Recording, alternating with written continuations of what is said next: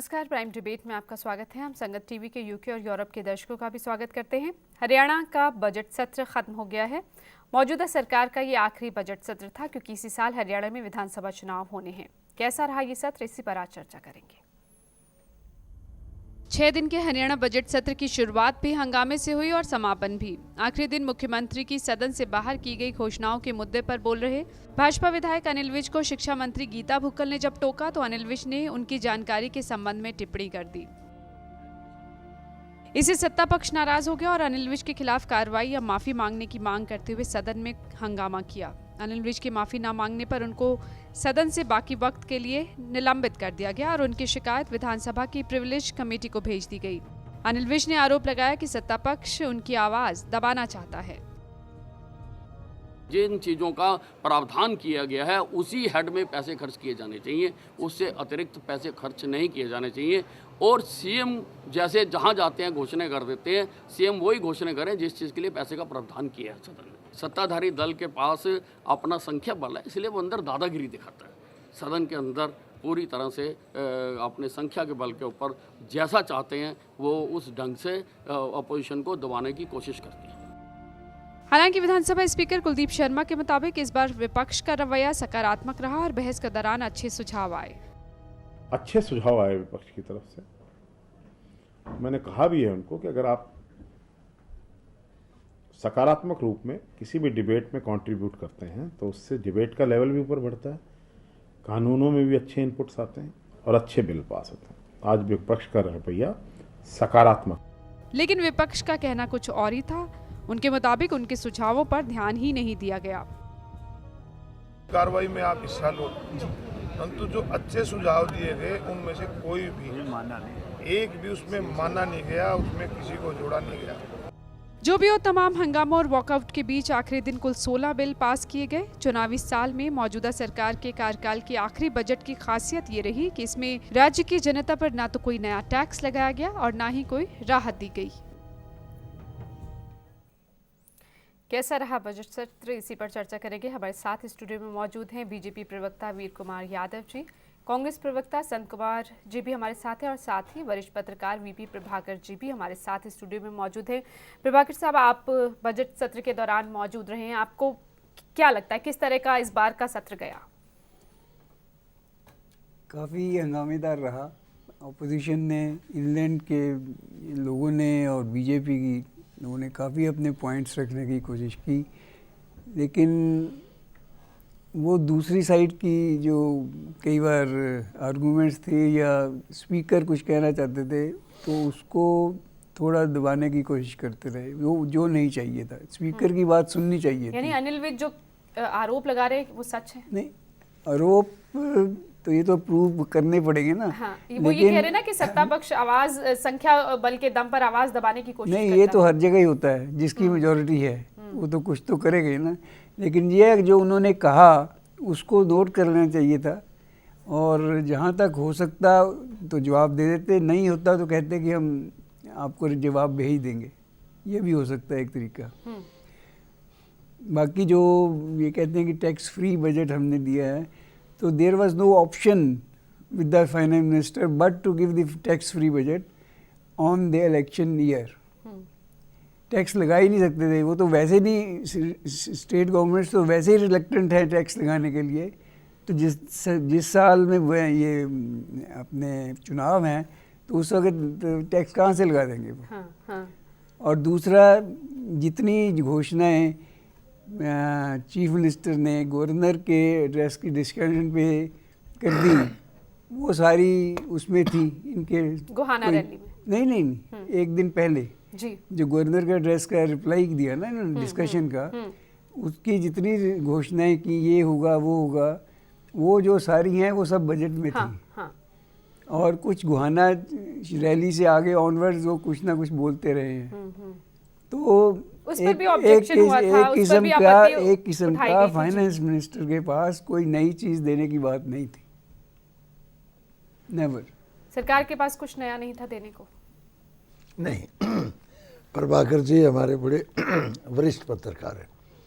ये बजट, इतना बढ़िया बजट पेश किया है कांग्रेस सरकार ने इस बजट के अगर सभी पहलुओं को आप देखोगे तो इसमें हरियाणा की तरक्की के गजब के रास्ते खोलने का काम किया हरियाणा सरकार ने। देखिए सबसे पहली चीज़ होती है कि हमारा विकास दर क्या है। राष्ट्रीय विकास दर आज जितना है उससे हरियाणा का विकास दर 2% बढ़ा है। दूसरा, पिछले साल की जो वार्षिक योजना थी हमारी वो थी 32,731 करोड़ की, आज वो बढ़ करके 8,000 करोड़ की उसमें बढ़ोतरी हुई है। और इसी वजह से कि जितने भी जो घोषणाएं मुख्यमंत्री जी ने गोहाना की रैली में की थी उसमें एक प्रचार लगातार विपक्ष द्वारा किया गया कि कहाँ से रुपया लाएंगे मुख्यमंत्री जी जो ये अनिल विज भी सवाल जी, उठा रहे थे कि जी। आप ऐलान तो कर रहे हो, हाँ जी, मैं रुपयों उसी का प्रावधान कैसे होगा इस मैं- पर क्यों नहीं बताया जाता? मैं उसी का जवाब दे रहा हूँ। अनिल विज जी ने सारा बजट अगर पढ़ा होता या सुनने की वो कैपेसिटी रखते तो जितनी घोषणाएं की गई उनके लिए पूरा रुपया रखा गया। अब देखिए आप 2013-14 में विकास कार्यों में 53,548 रुपये खर्च हुए थे। अब की बार 59,451 करोड़ रुपए खर्च होने का बजट पेश किया है। योजनागत बजट योजनागत जी। 11% की बढ़ोतरी है। जहाँ तक आमदनी की बात है 2013-14 में हमारी आमदनी 30,234 करोड़ रुपए थी, वो बढ़ करके हमारी 4100 करोड़ रुपए इस साल आमदनी बढ़ी वित्तीय है। घाटा वित्तीय बढ़ता जाता है। जहाँ तक वित्तीय घाटे की आप अगर बात करते हैं ना, कुछ लोग एक बात बड़ा प्रचार करते हैं कि घाटे का बजट है। मेरा इसमें ये मानना है, और मेरा नहीं, जो हर बुद्धिजीवी हैं आप जैसे लोग, बजट में घाटा तब होता है जब प्रदेश में विकास के काम ज़्यादा होते हैं, क्योंकि ज़्यादा रुपया खर्च होगा, ज़्यादा काम होंगे तो बजट में घाटा भाकर आएगा। साहब ऐसा है और उसमें अगर हम बचत करेंगे, भाई बजट में बचत कर लेंगे, क्या विकास खर्च हो रहा है रुपया खर्च इसलिए नहीं घाटा करेंगे। दर्ज दिखाया जाता है? नहीं, नहीं, दिखा नहीं ये जाता, बात नहीं, खर्च ऐसा ज़्यादा है करते हैं, कि इसलिए घाटा दिखता है। नहीं, तो जो आप घाटा दिखा रहे हैं, आपने 278 करोड़ का घाटा टोटल आपका दिया और 5012 करोड़ का फिजिकल उसमें अपना रेवेन्यू घाटा है, ठीक है ना? देखिए उसमें ये आपकी बात ठीक है। अब जो हमारा शिक्षा का बजट था पिछले साल, घाटा तो बढ़ेगा। शिक्षा के बजट पिछले साल 33,629.22 करोड़ रुपए था, वो इस साल बढ़ा करके इस बजट में वो ठीक है, बहुत सारे क्षेत्रों के लिए 9,819 बढ़ाया करोड़ गया रुपए है। किया। बीजेपी को क्यों आपत्ति है कि आप ऐलान किए जा रहे हो लेकिन रुपयों का इंतजाम नहीं है? देखिए, बजट और बजट सत्र में दो बातें रखना चाहता हूँ इसमें। पहले बजट सत्र की जहाँ तक बात है, बजट सत्र में जिस प्रकार का संसदीय प्रणाली में सत्ता पक्ष और विपक्ष, ये लोकतंत्र की दो धुरी होती हैं और सदन सर्वोच्च होता है और स्पीकर सदन और सत्ता पक्ष विपक्ष का संरक्षक होता है। हाँ। इस बार देखिए सदन में जो बातें रखने का प्रयास हुआ विपक्ष के द्वारा, जैसे आपने अभी प्रारंभ में ही कोट किया, अनिल विज ने कोई बात कही, बजाय उसके स्पष्टीकरण लेने के लिए अनिल विज ने एक राजनीतिक बात की। उन्होंने कहा कि सदन सर्वोच्च है, ना कि सीएम सर्वोच्च है। इस पर गीता भुक्कल जी ने टिप्पणी की कि नहीं, सीएम सर्वोच्च है। ये उनकी यानी कि अब एक कुछ भी हो सकती भावना में, उस पर महिला है, एक समाज विशेष से मैं टिप्पणी करूंगा, अच्छा नहीं लगेगा। उस पर राजनीतिक टिप्पणी उन्होंने क्या की कि नहीं, आपको जानकारी नहीं है, मीन्स कि आपको सदन की नॉर्म्स की, रूल्स की, नियम की जानकारी नहीं पर है। वो सर्वोच्च सदन है, किसी और अर्थों में ले लिया गया और उस पर सारा यानी कि सत्ता पक्ष खड़ा हो जाए, हंगामा कर जाए और यानी संरक्षक देना चाहिए स्पीकर को कि आप सुनिए इन्होंने क्या कहा है, भाव क्या है, उसकी बजाय निष्कासन कर दिया है। उसी बात को सीएम ने भी खड़ा होकर एडमिट किया कि हाँ सदन सर्वोच्च है, सीएम सर्वोच्च नहीं है। तो एक स्पीकर की संरक्षण देने की बजाय, विपक्ष को संरक्षण देने की बजाय सत्ता पक्ष के दबाव में उनका निलंबन हुआ। दूसरा क्या है कि पूरा सत्र 12 दिन का बोला गया, 12 दिन चला, 6 दिन, 6 दिन में भी 4 सीटिंग जो है वो 2 बजे के बाद हुई और उसके बाद रात के देर में बजट पास कर रहे हो। जनप्रतिनिधि 90 विधानसभा हरियाणा की है। हाँ। आप कब बोल लेंगे? बड़ा सवाल यानी है, आप बिल्कुल। देखिए, अगर सदन में भी अपनी बात जन समस्याएं नहीं रखेंगे, हाँ। कहाँ रखेंगे? एक बात तो ये, दूसरा मेरा कहना ये है कि अभी इन्होंने कहा बजट के बारे में, एक परंपरा है कि आपने जो घोषणाएं की उसी के 2 दिन बाद वित्तायुक्त राजन गुप्ता का लेटर आया कि कोई भी नई परियोजना लागू नहीं हो सकती, हरियाणा में वित्त प्रबंधन का हिसाब ठीक नहीं है, आर्थिक स्थिति ठीक नहीं है, कोई गलत नहीं कहा।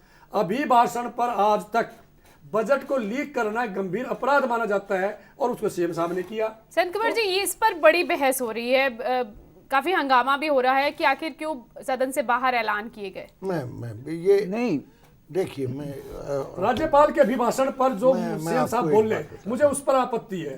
वो चीजें जो बजट में थी वो तो उन्होंने पहले ही बोल ये दिया। सारा ही हंगामा बजट सत्र में हुआ है। आपने बिल्कुल ठीक, बहुत बढ़िया सवाल किया कि बजट के ऊपर इस बात पे जो हंगामा हुआ कि बजट लीकेज हुआ। बजट लीकेज क्या होती है? बजट लीकेज के ऊपर, बजट के ऊपर संविधान में प्रतिबंध क्यों लगाया कि लीकेज ना हो? पहले पार्लियामेंट में, विधानसभा में आए, उसकी आप तय में चाहिए नियम में। वो ये है कि टैक्स लगते हैं बजट में, और टैक्स लगाते वक्त अगर पहले पता चल जाए कि फलां चीज़ पे टैक्स लगेगा तो लोग उसको स्टोर करते हैं, कोई उसको बिकवाली करते हैं। देश के व्यापारी लोग और वो लोग जो स्टोरिये हैं वो नाजायज फायदा ना उठा सके, इसलिए ये प्रतिबंध है। अब केवल एक जो आपत्ति एक और उठाए कि सत्ता पक्ष आवाज दबाने की कोशिश करता है विपक्ष। मैं उसी बात पे आ रहा हूँ। अब ये कह देना, मुख्यमंत्री ने अभी भाषण में ये कह दिया कि हम 2 मेडिकल कॉलेज बढ़ाएंगे, ये कोई लीकेज नहीं है। इससे किसको फायदा होगा? किसी को फायदा नहीं होगा। किसको नुकसान होगा? किसी को नुकसान नहीं होगा। लीकेज वो होती है जो टैक्स के बारे में ये बताया जाए कि हमने 2% टैक्स बढ़ाने हैं या 2% फला चीज से कम करने हैं, उन पे प्रतिबंध है। जो बातें संविधान में अगर जो संविधान ने बोली वो बजट में, वीर कुमार जी इतने सियाने हैं, संविधान को जानते हैं, नहीं, लेकिन चूंकि विपक्ष में बैठे हैं, नहीं। और जहां तक रात की बात कही इन्होंने कि रात में बजट पास कर दिया, वीर कुमार जी पार्लियामेंट का इतिहास उठा के देखे। वाजपेयी जी ने, मैं वाजपेयी जी के टाइम की बात कर रहा हूँ, रात के 1-1 बजे तक पार्लियामेंट का सेशन चल रहा है। वो आप ये अभी जो चर्चा हो रही है सिर्फ यही मुद्दे नहीं है, मुद्दे ये भी हैं कि इतना हंगामा क्यों होता है, जनहित के जो मुद्दों पर चर्चा होनी चाहिए वो क्यों नहीं होती, क्यों इतने वॉकआउट्स होते हैं, क्यों निलंबित किए जाते हैं विधायक। करें प्रभाकर साहब, क्या ये ट्रेंड बन चुका है कि अब हंगामों की भेंट चढ़ जाते हैं सत्र? जो बात हम कर रहे थे कि जनहित के मुद्दों पर चर्चा कम होती है, वीर कुमार जी ने कहा कि 90 हलके हैं विधानसभा, 90 विधायक हैं जिन्होंने अपने हलकों की आवाज़ उठानी है वो, और उसके लिए एक तो वक्त कम रहता है और उसके बाद जो हंगामा होता है उस पर कितनी चर्चा हो सकती है? उसने इस बार तो आप पार्लियामेंट से लेके आखिर तक देख लीजिए ये क्या इस हाल बार रहा है, सर, ये और इस ये बार चीज बढ़ती जा रही है दिन ब सर दिन। इस बार की बात थोड़ी है, ये तो लेकिन एक ट्रेंड चली पर देखो ना, कई सालों से अब ये ट्रेंड शुरू हो चुका है। आप ये देखिए, इन्होंने प्रेस कॉन्फ्रेंस की आफ्टर प्रेजेंटिंग द बजट, आपने चट्टा साहब ने ऊपर गैलरी में आगे कर दी, लेकिन आपने देखा होगा कि वो एक लफ्ज़ नहीं बोले, सब कुछ बोले सुरजेवाला ने। तो प्रेस कॉन्फ्रेंस क्या हुई? उनके पास तो फाइनेंस नहीं है सुरजेवाला के पास। एक अच्छे प्रवक्ता के तौर पर वो सामने आए। जो कमाल ये तो फिर चट्टा साहब काहे के लिए रखे हैं? उससे तो ये है कि अगर आप हिमाचल प्रदेश में जो ट्रेडिशन है वो फॉलो करो तो that is better. There chief minister is always finance minister also in Himachal Pradesh, एक ट्रेडिशन है। मैं 71 से ये देखता आ रहा हूँ, 1971 से अब तक। हिमाचल के सत्र में भी बहुत हंगामे हुए, इस बार पूरा विपक्ष बाहर था। लेकिन मतलब वहाँ चीफ मिनिस्टर ही फाइनेंस मिनिस्टर है, तो अगर वो कहीं अनाउंस भी करेगा तो एज फाइनेंस मिनिस्टर भी अनाउंस करेगा, और उसी ने बजट में प्रोविजन करना है उन सब चीज़ों का। पर वो तो पता होता है, आपको मंत्रियों को पता होता है, कैबिनेट की सहमति होती है। नहीं, बजट का भी लीकेज नहीं होता, कैबिनेट को नहीं पता होता। बजट नहीं, मैं घोषणाओं की बात कर रही हूँ, मैं घोषणाओं की बात कर रही हूँ, जो ऐलान है मैं उनकी बात कर रही हूँ। लेकिन अभी तो बात हम कर रहे हैं कि जो सत्र में हंगामे होते हैं, मैं उसकी बात कर रही हूँ मैं इस पे जवाब आप देता इसे हूं। जवाब चाहती हूँ हंगामे क्योंकि इसलिए- आरोप लग रहे हैं सत्ता पक्ष पर। हंगामे इसलिए मैं होते केवल हैं सत्ता पक्ष की बात नहीं, मैं कि you see, उसको जो भी ऑपोजिशन ही हंगामा करता है ना, वो स्पीकर की उसको- भूमिका पर भी सवाल उठा रहे हैं। उसको आराम से जवाब देना। स्पीकर की भूमिका पर भी सवाल उठ रहे हैं। देखिए मैं वो आपको फिर इसमें देखो मैं एक स्पीकर मिनट की भूमिका पे इसलिए सवाल उठता है कि वो कई बार ये देखा जाता है, यहाँ ही नहीं और सारी जगह भी, कि सम टिल्ट होता है थोड़ा सा, इसलिए हो जाता है।